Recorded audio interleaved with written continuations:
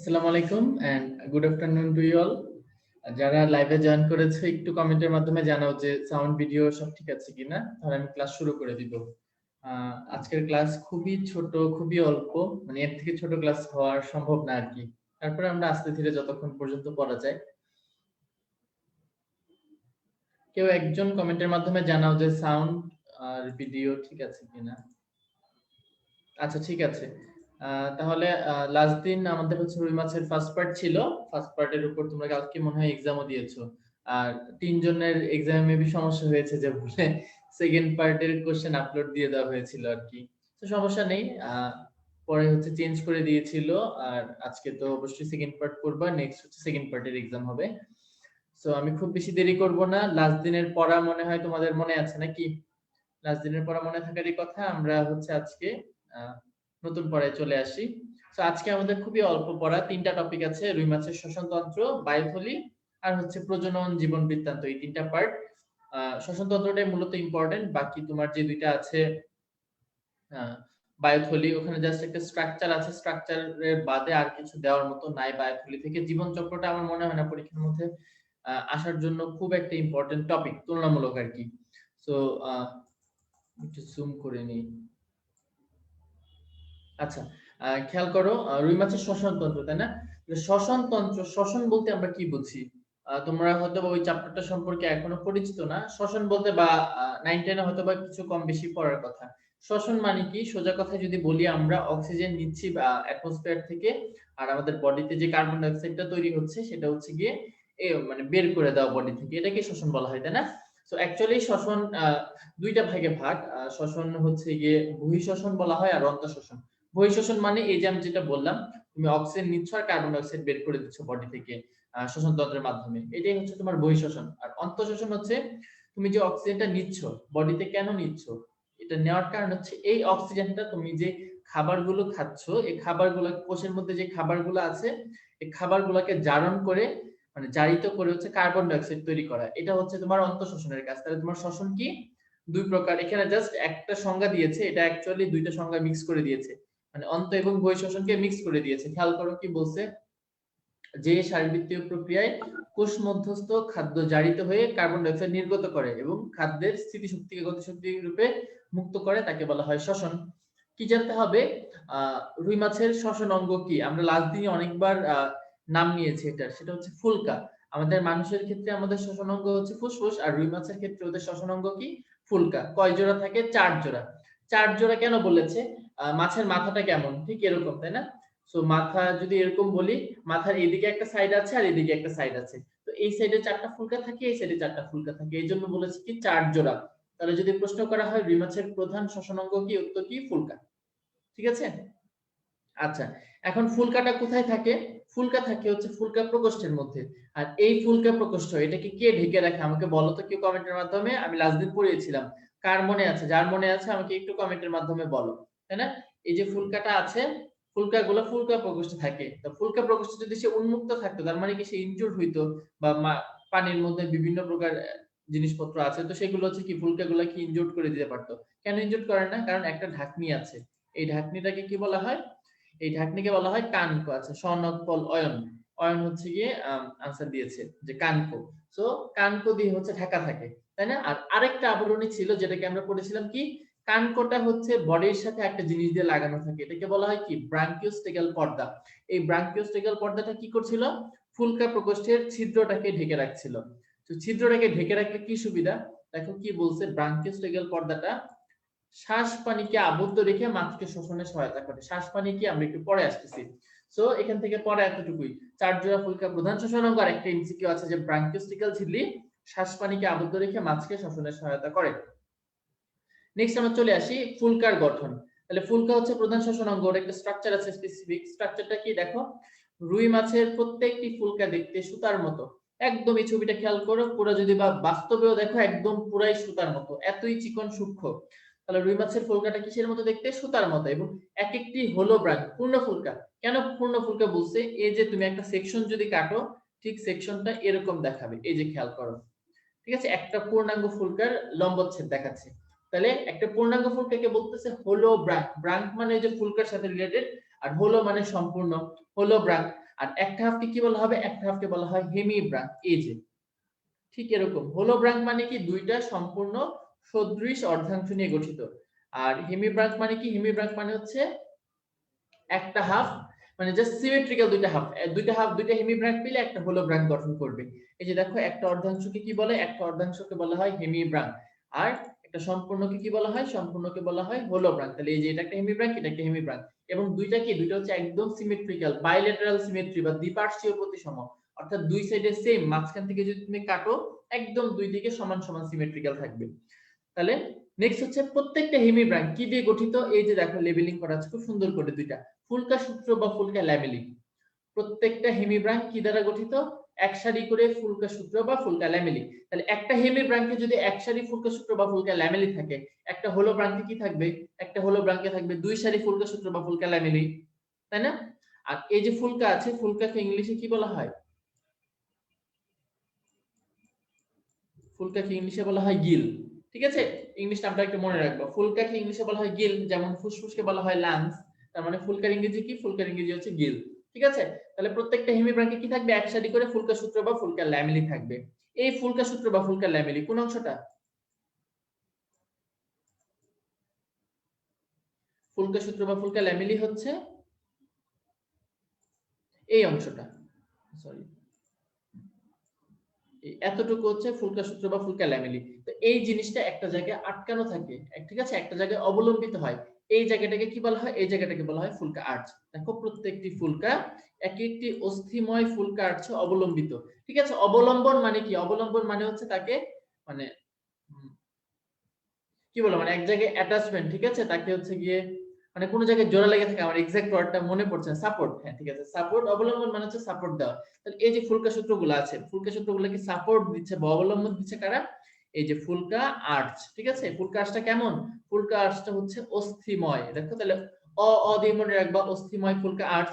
তাহলে প্রত্যেকটা ফুলকা কিসে, এক একটি অস্থিময় ফুলকা আর্চে অবলম্বিত থাকে। ঠিক আছে, ফুলকা আর্চে যেহেতু অবলম্বিত, তার মানে বুঝতেই পারছো এই ফুলকা সূত্রগুলো এক সাইডে মুক্ত, এক সাইডে যুক্ত, গোড়ার দিকটা হচ্ছে যুক্ত থাকে। তাহলে এই যে দেখো একটা লাইন বলেছি, এগুলা গোড়ায় যুক্ত শীর্ষে মুক্ত, তাই না, গোড়ায় যুক্ত শীর্ষে মুক্ত।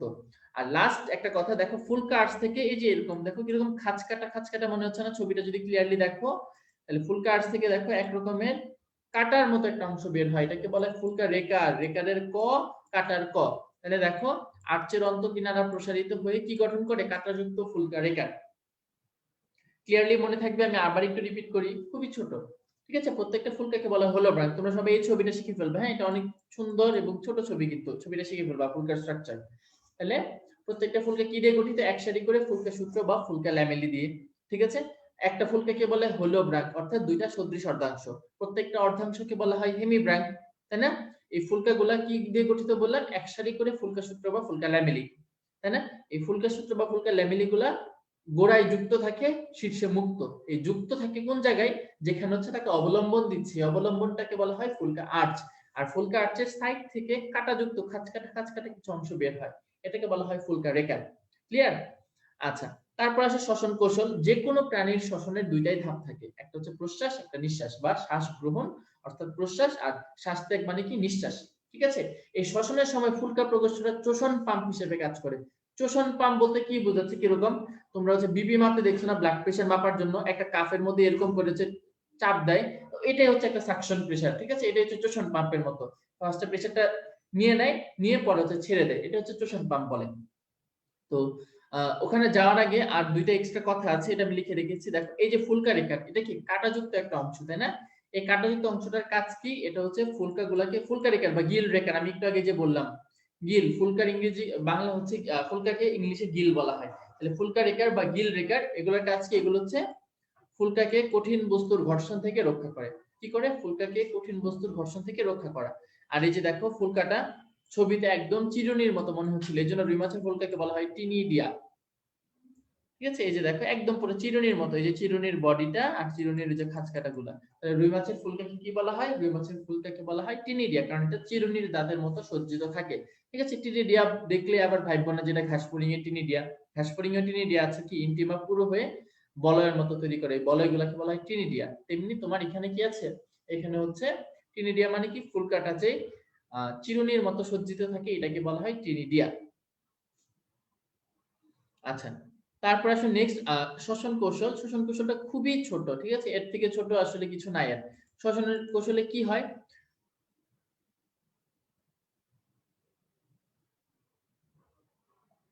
প্রথমে আমরা পড়ি শ্বাস গ্রহণ বা শ্বাস ত্যাগ। ঠিক আছে, একবার তোমরা এই লাইনটা, এই দুইটা লাইন একটু রিডিং পড়ো। ঠিক আছে, জাস্ট কি হয়, কাণ্ড দুইটা উত্তোলিত হয়, ফুলকের প্রকোষ্ঠের মুখ ব্রাঙ্কিওস্টেগাল ঝিল্লি দিয়ে বন্ধ হয়ে যাবে, তখন একটা বল তৈরি হয়, যার কারণে মৌখিক কপাটিকা খুলে পানি ভিতরে প্রবেশ করে। এখন আমরা ছবিতে দেখি আসলে কি হচ্ছে ব্যাপারটা। এই যে দেখো, তোমার এটা হচ্ছে এই যে পাতলা জিনিসটা, এটা হচ্ছে ব্রাঙ্কিওস্টেগাল পর্দা। ঠিক আছে, ব্রাঙ্কিওস্টেগাল পর্দা, এটা এই জিনিসটা হচ্ছে কি, এই জিনিসটা হচ্ছে কানকো। এই যে দেখো এদিকে লেবেলিং করা আছে, এটা হচ্ছে কি কানকো। তাহলে এটা কানকো, এটা হচ্ছে তোমার ব্রাঙ্কিওস্টেগাল ঝিল্লি।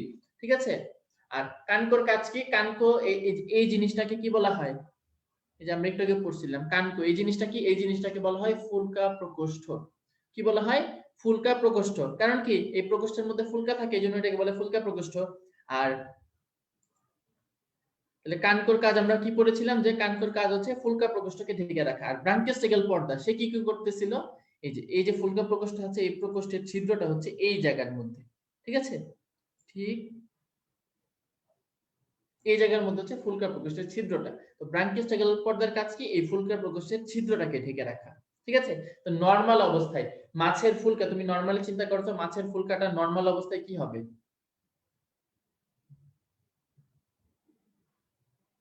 নরমাল অবস্থায় তো কোনো এক্সটেন্ডেড থাকে না, একদম চাপানোই থাকে।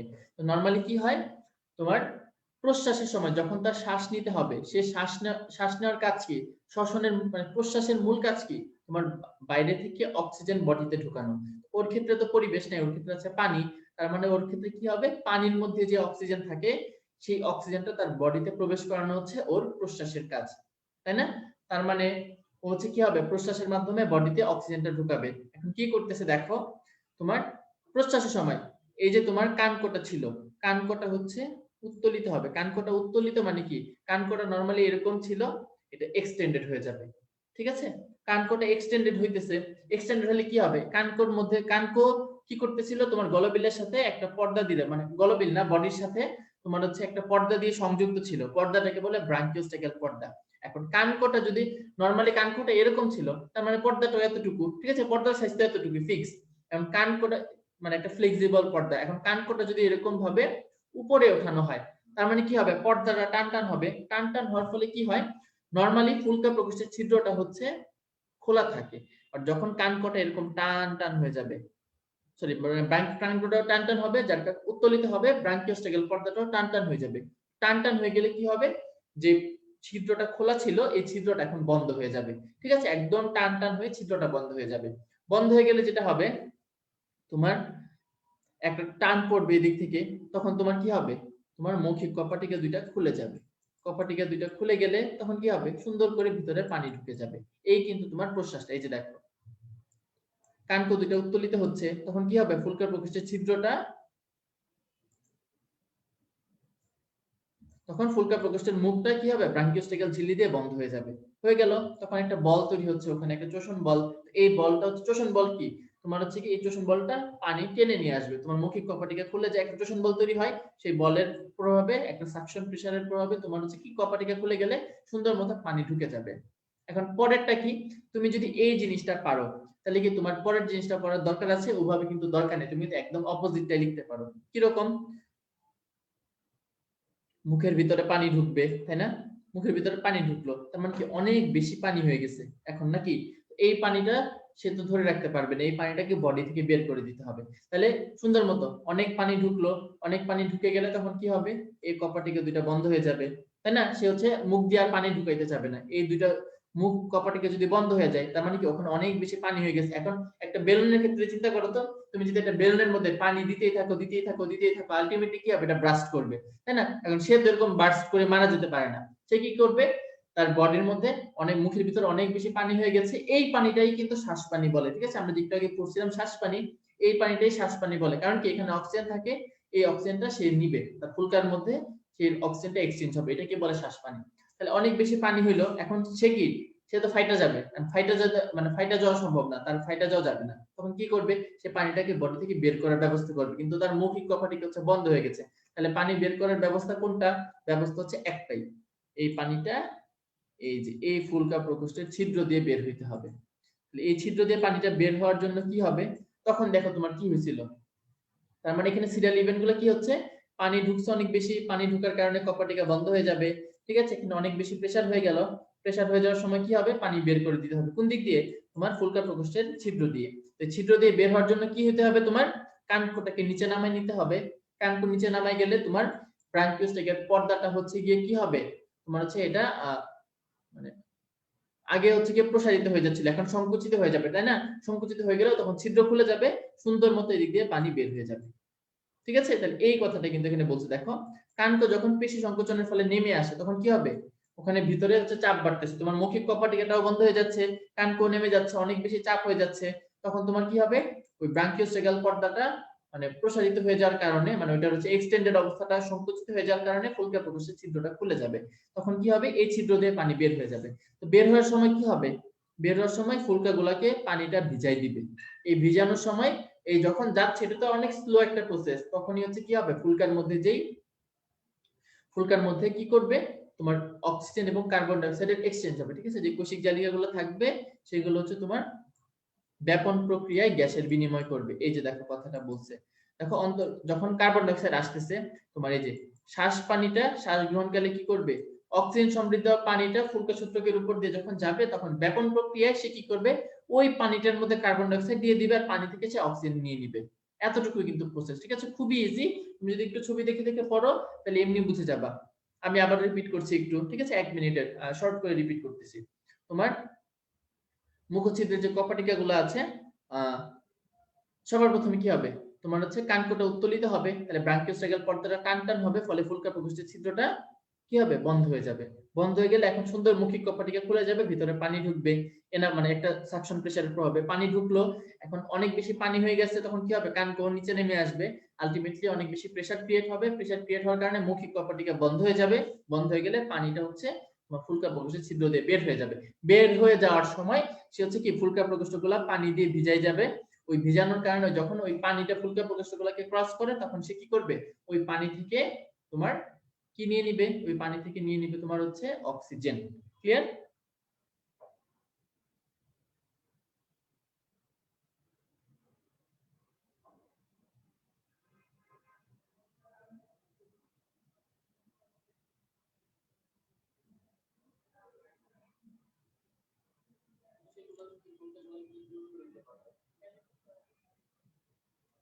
আচ্ছা, ঠিক আছে, তাহলে এতটুকু পর্যন্ত ক্লিয়ার। শ্বসনে কারো কোনো সমস্যা আছে? সমস্যা থাকলে বলতে পারো আমাকে। শ্বসনে কোনো সমস্যা না থাকলে বা থাকলে বলতে পারো, তাহলে হচ্ছে আমরা নেক্সট টপিকে চলে যাই, বায়ুথলিতে।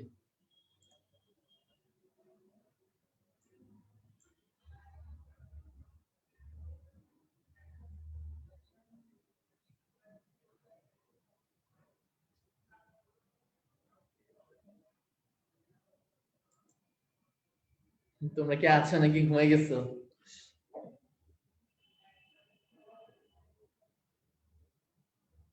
আচ্ছা, ক্লিয়ার, তাহলে আমরা নেক্সট চলে যাই।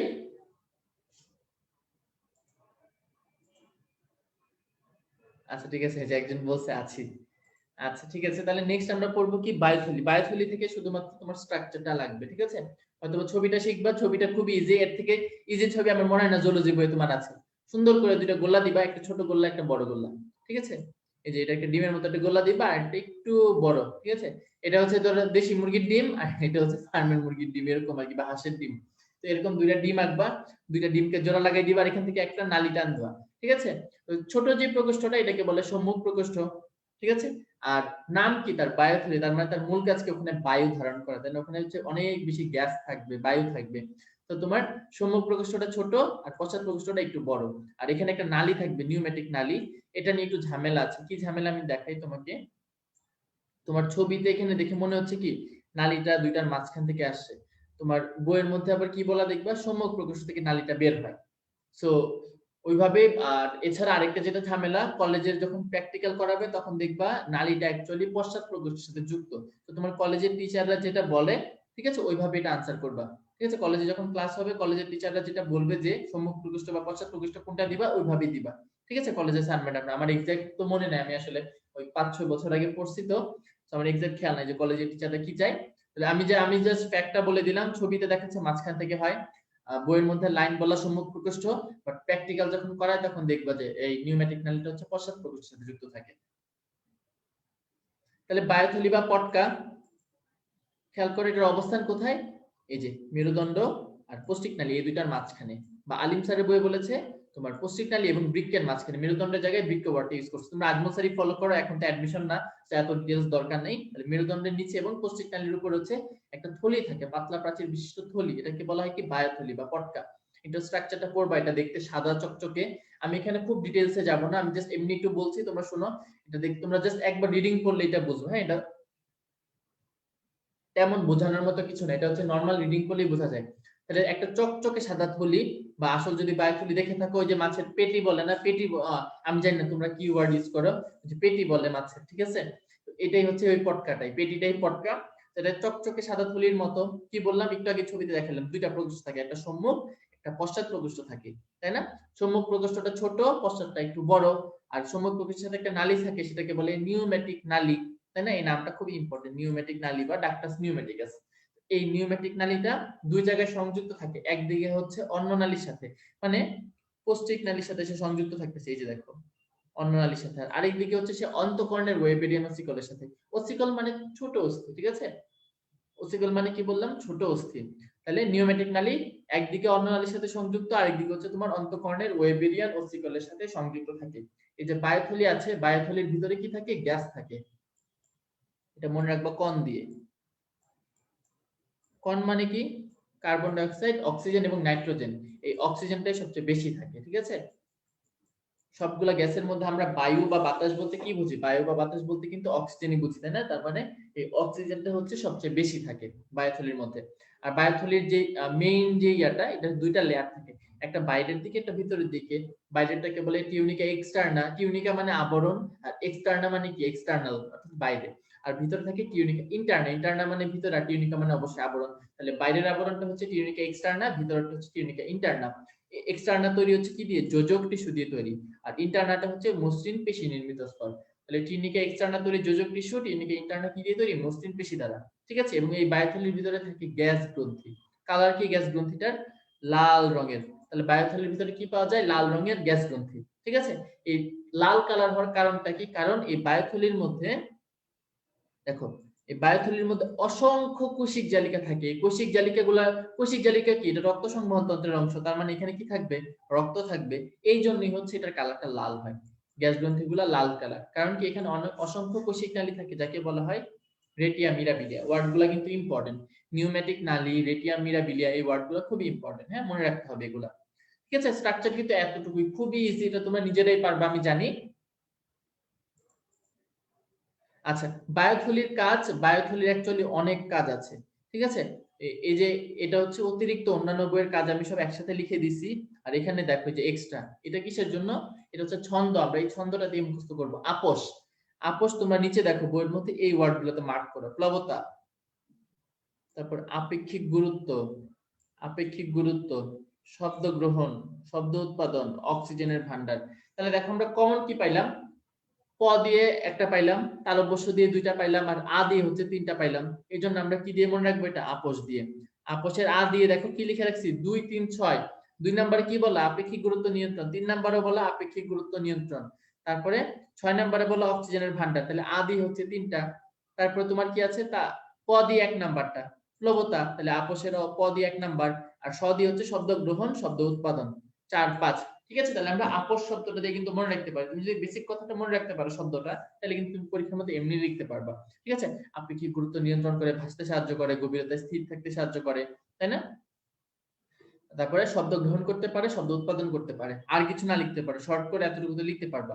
আর এক্সট্রা লেখো, এক্সট্রা লিখে রাখছি। এক্সট্রা লিখে রাখার কারণটা কি, এই যে দেখো, এই যে এক্সট্রা যে কাজগুলো আছে, আর নিচে 2 লিখছি, কারণ কি, এই যে দেখো তোমার অভিযোজনক্ষম ভাষালঙ্ঘ, তার মানে কি এটা অ দিয়ে চলে আসছে।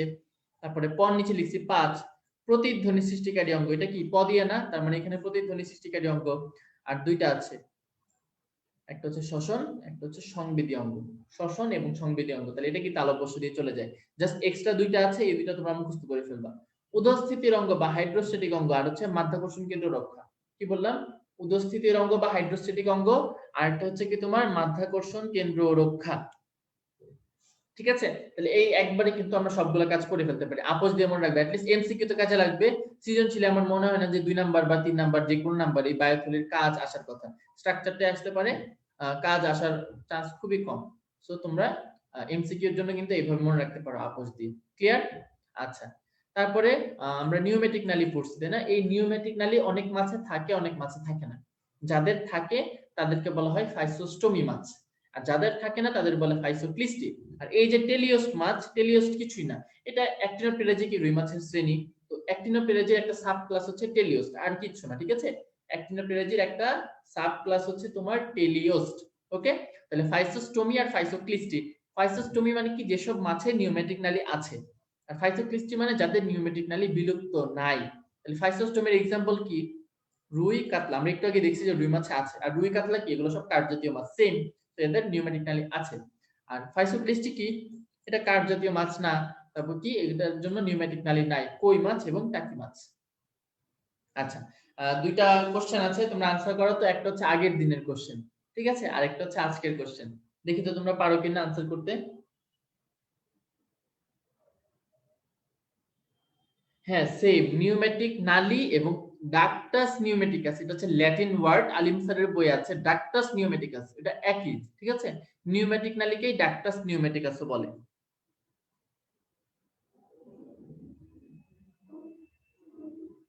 বলো তো আনসার কি হবে?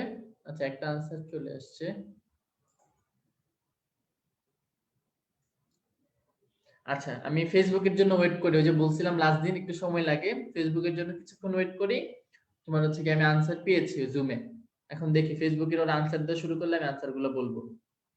আচ্ছা, একজন আনসার দিয়েছে বি এবং সি। ঠিক আছে, দেহ প্রাচীর এবং প্রতিরক্ষা। এদিকে জুমে আনসার দিয়েছে হচ্ছে সনক পলায়ন, আর এদিকে হচ্ছে তোমার যে প্রকৃতি প্রাচুর্য, তোমার আসল নাম কি ওইটা, বা ফাইজালু বাবা, ওরা আনসার দিয়েছে সবাই।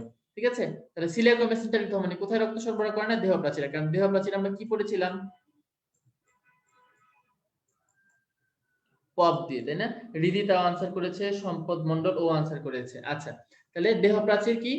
দেহ প্রাচীরে হচ্ছে তোমার পপ পড়েছিলাম, তাই না? প্যারাটাল হচ্ছে দেহ প্রাচীর, তার মানে কি এটা ভুল। আর বায়োথলির কাজ নয় কোনটি? প্রতিরক্ষা। কারণ প্রতিরক্ষা হচ্ছে কি আইসের কাজ, তাই না? আইস হচ্ছে রুই মাছের প্রধান প্রতিরক্ষাকারী অঙ্গ, বায়োথলি না। আচ্ছা, রিদিতা তুমি প্লবতা রক্ষা কেন দিলা? প্লবতা রক্ষায় কিন্তু কিন্তু কারেক্ট, হ্যাঁ, সি নাম্বারটা ভুল। আচ্ছা, তারপর রুই মাছের প্রজনন এবং জীবন বৃত্তান্ত। প্রজনন তন্ত্র নিয়ে ডিটেইলস পড়ার কোনো দরকার নেই, হ্যাঁ, এগুলো জাস্ট এতটুকুই পড়বা। শুক্রাশয়ের আবরণীকে বলে মেসোরকিয়াম, আর ডিম্বাশয়ের আবরণীকে বলা হয় কি মেসোব্যারিয়াম। কি বললাম? শুক্রাশয়ের আবরণী মেসোরকিয়াম, ডিম্বাশয় মেসোব্যারিয়াম। রকিয়াম রক, ঠিক আছে, শুক্রাশয়। আর ভেরিয়াম ওভারি, ডিম্বাশয়। ঠিক আছে, ওভারি মানে ডিম্বাশয়। মেসোরকিয়াম, মেসোব্যারিয়াম। তারপর প্রজনন 2 বছর বয়সে, এগুলো জাস্ট হিবিজিবি কথাবার্তা, এগুলো এত কিছু ইম্পর্টেন্ট না। তোমরা এমসিকিউ এর জন্য দেখতে পারো এই লাইনগুলা। তারপরে এই যে প্রতি কেজি দেহ ওজনের জন্য রুই মাছ কতটুকু ডিম পারে? 1 লাখ থেকে 4 লাখ ডিম পারে। এই যে ডিম উৎপাদনটা করছে, এই ক্ষমতাটাকে বলে তোমার হচ্ছে ফিকান্ডিটি। ঠিক আছে, কি বলে এটাকে? ফিকান্ডিটি। আমি ওয়ার্ডটা দেখাবো তোমাদেরকে আবার, ডোন্ট ওয়ারি। তারপরে নিষেক কি হবে? রুই মাছের নিষেকটা হয় বহির্নিষেক। বহির্নিষেক মানে কি? তোমার বডির বাইরে হচ্ছে। পুরুষ রুই মাছটা হচ্ছে স্পার্ম পানিতে রিলিজ করে, স্ত্রী রুই মাছটা ডিমগুলা পানিতে রিলিজ করে। ওই দুইটা হচ্ছে পানির মধ্যে নিষেক হয়, কারো বডি, স্ত্রীর বডির ভিতরে হয় না, এইজন্য এটাকে বলা হয় কি? এটাকে বলে বহির্নিষেক। আর এই নিষেকের সময় পানির একটা অ্যাপ্রোপ্রিয়েট তাপমাত্রা থাকতে হয় এবং অক্সিজেন, একটা অক্সিজেন কন্টেন্ট থাকতে হয়। দেখো, প্রজননের সময় পানির তাপমাত্রা কত থাকে? 27 থেকে 30 ডিগ্রি সেলসিয়াসের মধ্যে। ঠিক আছে, আর পানিতে কি থাকতে হয়? পর্যাপ্ত পরিমাণ অক্সিজেন থাকতে হয়। তাহলে কি প্রজননের সময় পানির তাপমাত্রা কত? 27 থেকে 30। আর পানিতে কি থাকতে হবে? পর্যাপ্ত পরিমাণ অক্সিজেন। ক্লিয়ার এতটুকু? আচ্ছা, এই যে দেখো আমি অনেকগুলা অতিরিক্ত তথ্য লিখে রেখেছি একসাথে, তোমরা কিন্তু এগুলো পড়ে ফেলতে পারো চাইলে, যদি ভালো লাগে আর কি। রুই, দেখো ডিম, নিষিক্ত ডিমের ব্যাস কত? 4.1 থেকে 4.8 মিলিমিটার। তারপর দুইটা ডিমের কথা বলেছে, একটা ডিমার্সাল ডিম, একটা হচ্ছে পেলাজিক ডিম। ডিমার্সাল মানে যেসব ডিম নিষেকের পরে পানিতে ডুবে যায়, আর পেলাজিক ডিম মানে যেগুলো হচ্ছে নিষেকের পরে পানিতে ভেসে থাকে, ওগুলো হচ্ছে সামুদ্রিক মাছ। ঠিক আছে, রুই মাছ হচ্ছে ডিমার্সাল, আর পেলাজিক ডিম হচ্ছে সামুদ্রিক মাছ। তারপর স্পনিং মানে ওই যে ডিম পাড়া এবং শুক্রাণু নিঃসরণ, এই দুইটা প্রক্রিয়াকে বলে স্পনিং, এটা 15 সেকেন্ডের মধ্যে হয়। ইন্ডিওস্পনিং এটা কি হয়, মাছের মধ্যে পিটুইটারি গ্রন্থি এবং একটা হরমোন, এটা অ্যাকচুয়ালি কেটে দাও, এটা মানে ওই ইংলিশটা বাংলায় ট্রান্সলেট হয়ে গেছে, এটা হবে HCG।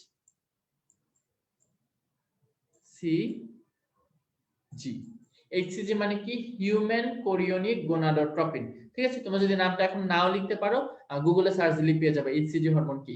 HCG মানে হচ্ছে হিউম্যান কোরিওনিক গোনাডোট্রপিন। এই হরমোনটা ইনজেক্ট করে ইন্ডিওস্পনিং মানে কি আর্টিফিশিয়াল ব্রিডিং। মাছের দেখছো না হ্যাচারির এত এত মাছ থাকে, এত এত মাছ যে আমরা খাই, সব কি ন্যাচারাল? ন্যাচারাল না, সব কিন্তু দেখবো হচ্ছে চাষের মাছ বলে, বাসার মধ্যে যে আম্মা আব্বুরা মাছ আনলে বলে এটা চাষের মাছ, এটা চাষের না, এটা সমুদ্র নদীর মাছ, তাই না? তাহলে এই যে ইন্ডিওস্পনিং এটা। ফিকান্ডিটি আগে বলে ফেলেছি, প্রতি কেজি দেহ ওজনের জন্য যে 1 থেকে 4 লক্ষ ডিম পারে এটাকে বলে ফিকান্ডিটি। অ্যাট্রেসিয়া মানে উপযুক্ত পরিবেশের অভাবে দেহ থেকে, মানে যখন আমি একটু আগে কি পড়েছিলাম, এই যে নিষেকের জন্য একটা অ্যাপ্রোপ্রিয়েট তাপমাত্রা এবং অক্সিজেন কন্টেন্ট লাগে, বাট এটা যদি পানিতে না থাকে তখন স্ত্রী রুই মাছ ডিমটা পানিতে মানে রিলিজ করে না, এই ডিমটা হচ্ছে তার বডি হচ্ছে ড্যামেজ করে ফেলে, এটাকে বলে অ্যাট্রেসিয়া। আর ব্রুড মাছ মানে যে রুই মাছটা যৌন পরিপক্ক হয়ে গেছে তাকে বলা হয় কি ব্রুড মাছ। ঠিক আছে, যৌন পরিপক্ক রুই মাছকে বলা হয় ব্রুড মাছ। ওকে, আচ্ছা রুই মাছের জীবন চক্র, জীবন চক্রে এখানে অনেক কিছু আছে, তো জীবন চক্রে যাওয়ার আগে তোমরা আমাকে একটু বলো তো, তোমরা নিষেকের পরবর্তী ধাপগুলো আমরা একটু, ঠিক আছে আমরা একটু গল্প করি এবার। হ্যাঁ, তোমাদের সাথে কয়টা ক্লাস নিলাম, তোমাদের 3টা ক্লাস নিয়েছি তাই না? আর এখন একটু গল্প করি, একটু ছবির কথাবার্তা বলি। তোমাদের বাংলা ছবির ফেভারিট ভিলেন কি আমাকে বলো তো? হ্যাঁ, ইন্ডিওস্পনিং মাজেদা ম্যাডামের বইয়ে দেওয়া আছে। তোমরা কিন্তু মাজেদা ম্যাডামের বইটা দেখতে পারো সাইড বাই সাইড, এটা কিন্তু খুব ডিটেইলসে লেখা। হ্যাঁ, মাজেদা ম্যাডামের বইটা অ্যাকচুয়ালি আজমল স্যার আর আলিম স্যারের বইয়ে একদম পুরো ম্যাশআপ করে লিখে দিচ্ছে, তো তোমরা কিন্তু ওখানে ওই বইটাও দেখতে পারো, সাইড বাই সাইড ফলো করতে পারো, ভালো ওই বইটা। এটা মাজেদা ম্যাডামের বই থেকে আমি নিছি। আচ্ছা, তোমরা আমাকে বলো তো তোমাদের বাংলা ছবির ফেভারিট ভিলেন কে?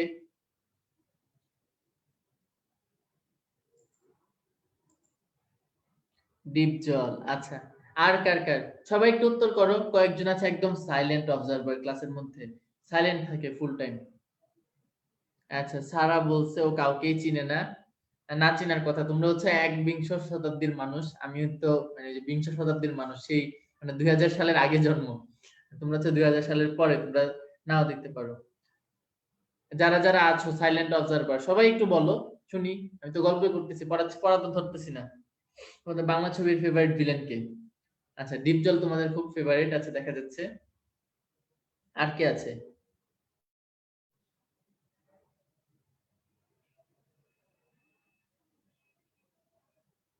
আর কেউ আনসার করে না, আর মনে হয় কেউ ছবি টবি দেখে না। আচ্ছা,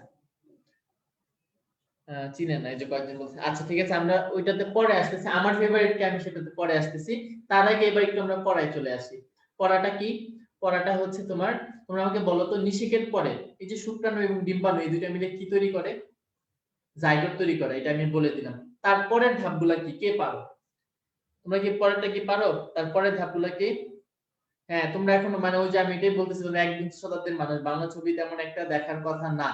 আমরা তখন দেখতাম, কারণ আগে আমি যখন গ্রামে ছিলাম তখন তো বাসার মধ্যে হচ্ছে গিয়ে আহ বিটিভি ছিল, ডিশলাইন বলতে কিছু নাই গ্রামের মধ্যে ওইভাবে, মানে তখনকার সময় আর কি।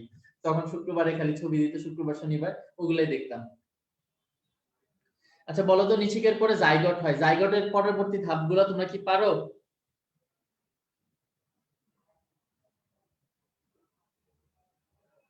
জাইগোটের পরে ধাপ, আচ্ছা না বলতেছি, ঠিক আছে তাহলে আমি বলি। আহ আমার ফেভারিট ভিলেন হচ্ছে জাম্বু।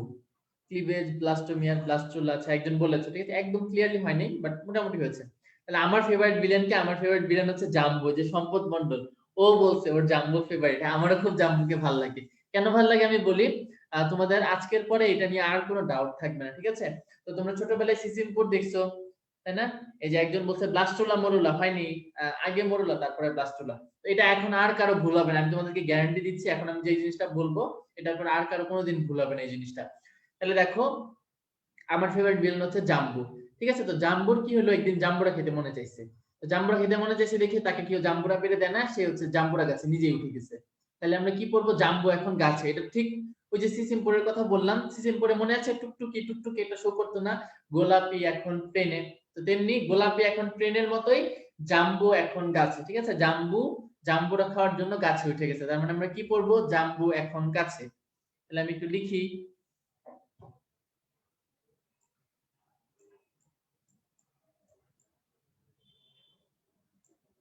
জাম্বু এখন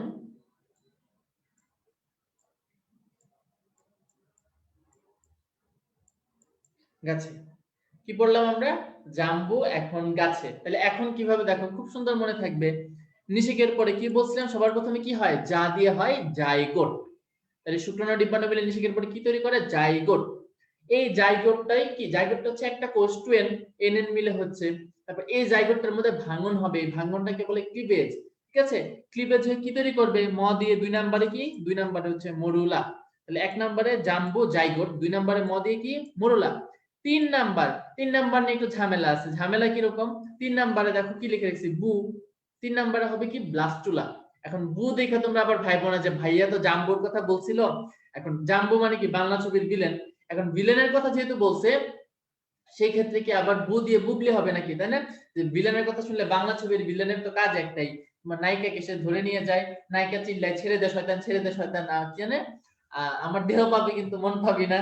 তেমনি তাহলে এরকম কিন্তু চিন্তা ভাবনা করা যাবে না। হ্যাঁ, বু দিয়ে কিন্তু বুবলি না, বু দিয়ে কি হবে, বুবলি তো এখনকার নায়িকা, তো বু দিয়ে কিন্তু ব্লাস্টুলা। ঠিক আছে, যে ভাইয়া বাংলা ছবির ভিলেনের কথা বলছে দেখে আমি একটু বুবলির কথা লিখে দিয়ে আসি, এটা কিন্তু করা যাবে না। তাহলে বু দিয়ে কি হবে, ব্লাস্টুলা। এখন দিয়ে কিছু নাই। আর গ দিয়ে কি, গ দিয়ে হচ্ছে তোমার গ্যাস্ট্রুলা, 4 নাম্বার। আর এ দিয়ে হচ্ছে অর্গানোজেনেসিস। গ্যাস্ট্রুলার পরবর্তী ধাপ হচ্ছে অর্গানোজেনেসিস, এখন তার অর্গান তৈরি হবে। জেনেসিস মানে কোনো কিছু তৈরি হয়, তাই না? জেনেসিস মানে তৈরি হয়, অর্গানোজেনেসিস অর্গান তৈরি হবে, অঙ্গ তৈরি হবে, তাই না? তাহলে সবার মনে থাকবে এটা। এটা কি আর কারো ভুল হবে কোনোদিন? আমার মনে হয় না কারো ভুল করার কথা। সবাই আমাকে আগে এতদিন যাদের যাদের পরে সবাই বলছে জীবনে এটা ভুলবে না। তাহলে জাম্বু এখন গাছে, নিষেকের পরে জাইগোট, মরুলা, ব্লাস্টোলা এবং লাস্টে কি, গ্যাস্ট্রুলা হবে। ঠিক আছে, আচ্ছা। এখন দেখো আমরা এই জিনিসগুলো আমি যেগুলো দাগ দিয়ে রাখছি তোমরা এটা পড়বে। হ্যাঁ, আমি দাগানো জিনিস পড়াবো না, আমি জাস্ট দুইটা জিনিস আমি লিখে রেখেছি। ঠিক আছে, আমি লিখানো জিনিসগুলো পড়াবো। এই যে দেখো, রুই মাছের জীবন চক্র, শুক্রাণু ডিম্বাণু মিলে কোন ধরনের নিষেক হচ্ছে, বহির্নিষেক। কি তৈরি করতেছে, জাইগোট। এই জাইগোট মানে কি, জাইগোট হচ্ছে নিষিক্ত ডিম। তাহলে এই যে দেখো একটা এমসিকিউ আছে, এই যে নিষিক্ত ডিমকে কি বলে, নিষিক্ত ডিমকে জাইগোট বলে। ঠিক আছে, জাইগোট হলো। এবার জাইগোটের মধ্যে ক্লিভেজ হবে, কোন ধরনের ক্লিভেজ, মেরোব্লাস্টিক ক্লিভেজ। কোন ধরনের, মেরোব্লাস্টিক। মেরোব্লাস্টিক ক্লিভেজটা মানে কি আমি একটু দেখাই। তোমার এই যে একটা ডিম আছে, ঠিক আছে, ডিমের এক প্রান্তে থাকে কুসুম, আরেক প্রান্তে থাকে হচ্ছে নিউক্লিয়াস। ঠিক আছে, এখন কুসুম এবং নিউক্লিয়াস যদি একটা সমান পরিমাণ এবং একটা মানে অ্যাপ্রোপ্রিয়েট অ্যামাউন্টে থাকে, তখন ক্লিভেজটা হয় একদম মাঝামাঝি বরাবর, সম্পূর্ণ ক্লিভেজ, এটাকে বলে হোলোব্লাস্টিক ক্লিভেজ। কিন্তু অনেক ডিমের মধ্যে কি হয়, অনেক কুসুম থাকে আর নিউক্লিয়াসটা থাকে ছোট, তাহলে মানে কি, এটা একটা ডিসপ্রপোর্শনেট না, কোনো প্রপোর্শনেট নাই। এই জন্য কি হয়, ওদের বিভাজনটা হয় আংশিক। ঠিক আছে, সম্পূর্ণ বিভাজন হয় না। এটাকে বলা হয় মেরোব্লাস্টিক ক্লিভেজ। বেশি কুসুমযুক্ত ডিমের আংশিক ক্লিভেজ। ঠিক আছে, অ্যাপ্রোপ্রিয়েট ওয়ার্ডটা হচ্ছে বেশি কুসুমযুক্ত ডিমের আংশিক ক্লিভেজ। ঠিক আছে, এটাই হচ্ছে তোমার মেরোব্লাস্টিক ক্লিভেজ। তারপরে দেখো তোমার কি আছে, ক্লিভেজ হইলো, জাইগোট ছিল একটা কোষ, এখন অনেকগুলো কোষ হবে যেগুলো দেখতে একদম আঙ্গুরের থোকার মতো। তোমরা আঙ্গুর খাইছো না, আঙ্গুর দেখছো না কিরকম একদম থোকার মতো থাকে, তো এই আঙ্গুরের থোকার মতো গঠনটাকে বলা হয় মরুলা। জাম্বুর, যার পরে ম। তারপরে মরুলার কোষগুলো কি, মরুলার প্রত্যেকটা কোষকে বলা হয় ব্লাস্টোমিয়ার। ঠিক আছে, মরুলা কি, অনেকগুলা কোষের পিণ্ড। তাহলে যেমন আঙ্গুরের থোকা, প্রত্যেকটা আঙ্গুরকে কি বলে, ব্লাস্টোমিয়ার। ঠিক আছে, মরুলার প্রত্যেকটা কোষকে কি বলে, ব্লাস্টোমিয়ার। এই ব্লাস্টোমিয়ারটা এবার হচ্ছে তার কাছে, সে হচ্ছে আর্মিতে জয়েন করবে। আর্মিতে জয়েন করবে মানে কি, আর্মিতে জয়েন করছে মানে তার হচ্ছে প্যারেড করা লাগবে।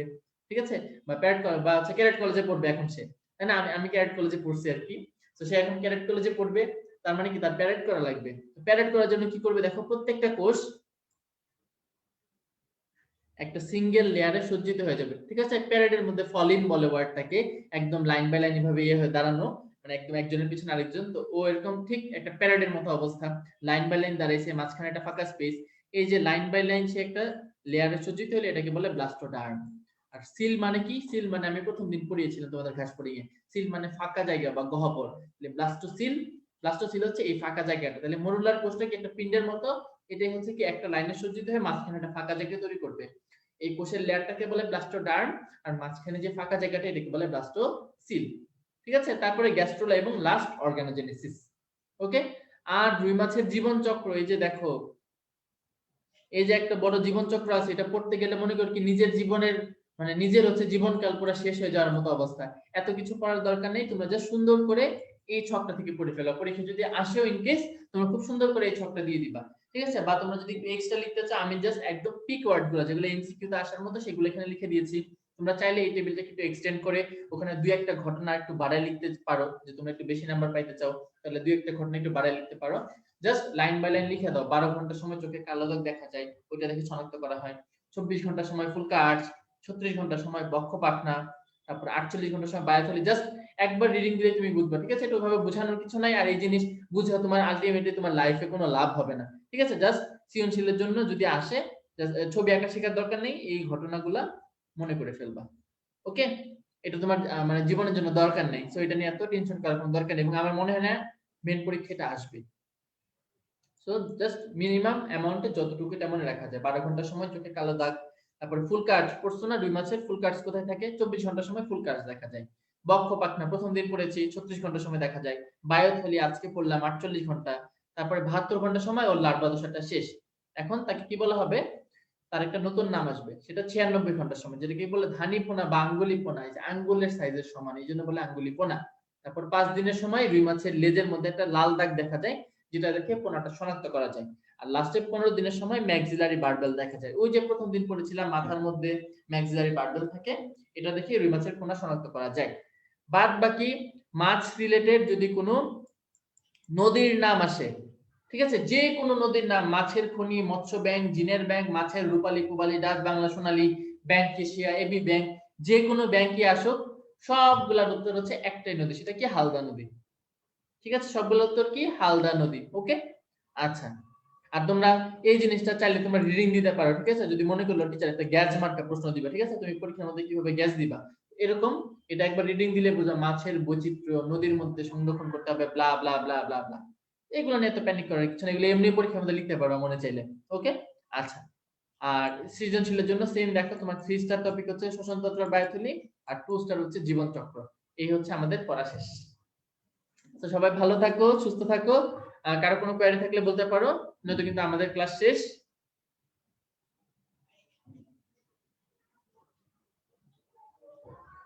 ঠিক আছে, আমাদের ক্লাস শেষ, আমরা ছুটি আর কি। তোমাদেরও ছুটি, আমারও ছুটি। আর তোমাদের সাথে এটা যদি শেষ দেখা আপাতত সময়ের জন্য, হয়তোবা যদি মেডিকেল অ্যাডমিশনের কোচিং করো ইনশাআল্লাহ তখন আবার ক্লাস নেওয়ার সুযোগ থাকবে, তখন হয়তোবা আবার দেখা হতে পারে। ঠিক আছে, তোমাদের অনেকজনের নামই আসলে কম বেশি মুখস্থ হয়ে গেছে। আমি কুমিল্লা গ্যারেড কলেজে পড়েছি, কুমিল্লা গ্যারেড কলেজ। ঠিক আছে, তোমাদের কয়েকজনের নাম মুখস্থ হয়ে গেছে।